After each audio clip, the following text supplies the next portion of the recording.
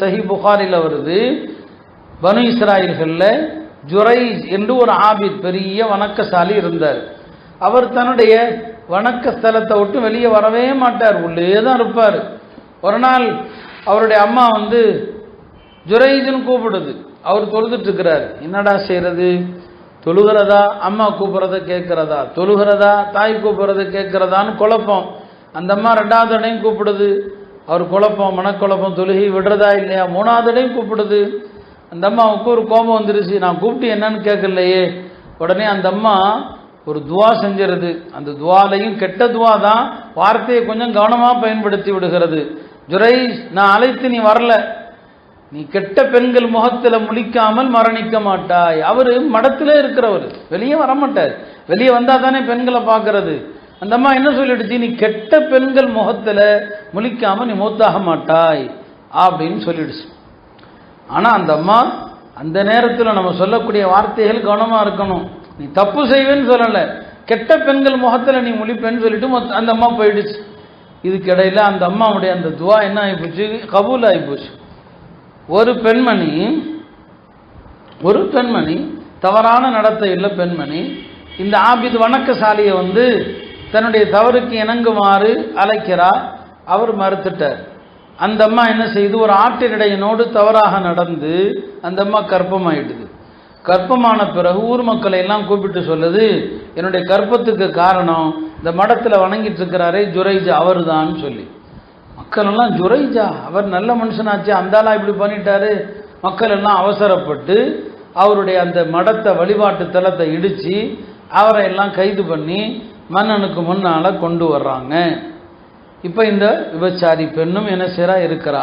இப்போ அந்த விபச்சாரியை அவர் பார்த்துடுறார். அந்த தாய் செஞ்ச துவா என்ன, நீ கெட்ட பெண்ணுடைய முகத்தை பார்ப்பேன்னு சொன்னாங்க இல்லையா, அந்த துவா பழிச்சிருச்சு, பார்த்துட்டார். இப்போ அவருக்கு தண்டனை, அரசாங்கம் தண்டனை கொடுக்க போகுது. ஏன்னா ஒரு பெண்ணிடத்தில் விபச்சாரம் பண்ணிட்டாருன்னு சொல்லி. ஆனால் அல்லாஹ் வணக்கசாலிகளை அப்படி காப்ப விட மாட்டான் இல்லையா.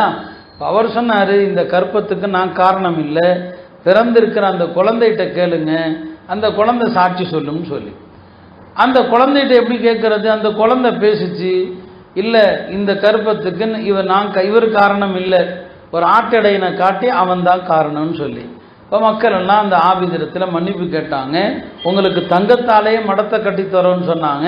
வேண்டாம், என்னுடைய எளிமையான குடில் எப்போதும் போலுள்ள குடிலை கட்டித்தாங்க, நான் அதில் போய் வணக்கம் செய்கிறேன்னு சொன்னாங்க. இந்த சம்பவம் நமக்கு உணர்த்துவது, 3 பேர் குழந்தையில பேசினவங்கன்னு இருக்கிறாங்க. 3, 5ன்னு பல எண்ணிக்கை வருது. ஈசா அலைஹிஸ்ஸலாம் குழந்தையா பேசினாங்க. இந்த ஜுரைஜுடைய சம்பவத்தில் வரக்கூடிய அந்த குழந்தையும் பேசியது இந்த ஹதீஸில் வருது. இப்போ என்ன, அவர் வணக்கத்தில் ஈடுபட்டிருந்த நேரத்தில் தாய் அழைத்த போது அவர் தாயினுடைய அழைப்பை மதித்து என்னன்னு கேட்டிருக்கணும். அப்படி கேட்க தவறியதனால் அந்த தாயினுடைய துவா கபூலாகி ஒரு கெட்ட பெண்ணுக்கு முன்னால் நிற்க வேண்டிய நிலை ஏற்பட்டு போச்சு. அதைத்தான் நபி ஸல்லல்லாஹு அலைஹி வஸல்லம் அவர்கள் இங்கு நமக்கு உணர்த்தினாங்க. அருமையானவர்களே, ஹஜ்ரத் அபூ ஹுரைரா ரலியல்லாஹு அன்ஹு அவர்கள் ஒரு பெரிய சஹாபி, ஏராளமான ஹதீஸுகளை அறிவித்த ஒரு சஹாபி. அவங்க ஒரு மனிதருக்கு சொன்னாங்க, தாய் தந்தையரோடு போனால் எப்படி போகணும், தந்தைக்கு முன்னால் நீ போகாத, தந்தைக்கு பின்னால் போ, அவரை முன்னால் நடக்க விடுன்னு சொன்னாங்க. ஒரு இடத்துல போய், ஒரு மஜ்லிஸில் போய் நீங்கள் 2 பேரும் ஒன்றா போகிறீங்கன்னா உன் தந்தை இருப்பதற்கு முன்னால் நீ இருக்கக்கூடாது, அவர் உட்காரணும். முதல்ல அத்தா உட்கார்ந்த பிறகு தான் புள்ள உட்காரணும். எந்த பிள்ளைங்க இன்னைக்கு இதெல்லாம் பார்க்குது, தந்தை உட்காரணும், அதுக்கப்புறம் நீங்கள் உட்காருங்கன்னு சொன்னாங்க. மேலும் சொன்னாங்க, அவர் சாப்பிட விரும்புகிற ஒரு பொருளை நீ சாப்பிட்றாதுன்னு சொன்னாங்க. தந்தை சாப்பிட நினைக்கிறாரு, இல்லை வேண்டாம், நம்ம அத்தா சாப்பிட நினைக்கிறாரா, அவரை சாப்பிடவை, அந்த பொருளை, அவர் விரும்புகிற பொருளை நீ சாப்பிடாதேன்னு சொன்னாங்க.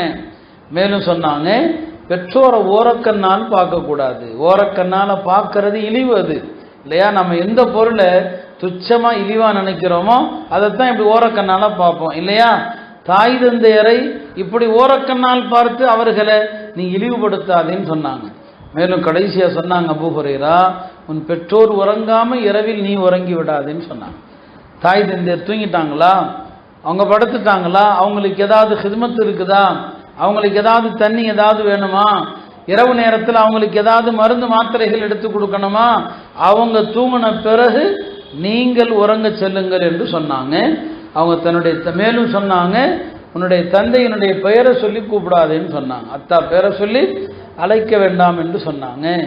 குரலை உயர்த்தி பேச மாட்டாங்க. அபூ ஹுரைரா தன்னுடைய தாய்க்கு முன்னால, பெற்றோருக்கு முன்னால குரலை உயர்த்திட்டா நம்முடைய முன்னோர்கள் இஸ்திக்பார் செய்வாங்க, அல்லாஹ்ட்ட பாவ மன்னிப்பு தேடுவாங்க.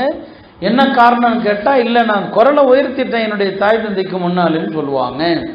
அபூ ஹுரைரா ரலியல்லாஹு அன்ஹுடைய பழக்கம் என்னன்னா, அவங்களுடைய தாய் ஹயாத்தா இருந்தாங்க, அவங்களுடைய தந்தை இல்லை, தாய் இருந்தாங்க. அந்த அம்மாவும் பின்னால முஸ்லீம் ஆயிட்டாங்க.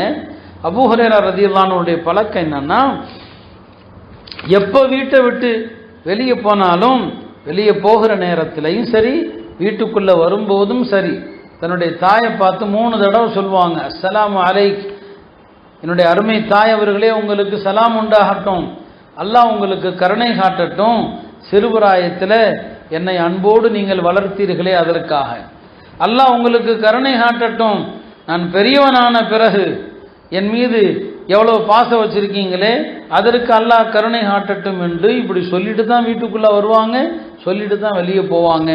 இப்போ வீட்டில் பெற்றோர் இருக்கிறாங்கன்னு சொன்னால் அந்த பெற்றோரை எவ்வளவு பாசத்தோடு பார்க்கணும், எவ்வளோ அன்போடு பார்க்கணும். அவங்கள பார்க்கறதே பெரிய வணக்கம்.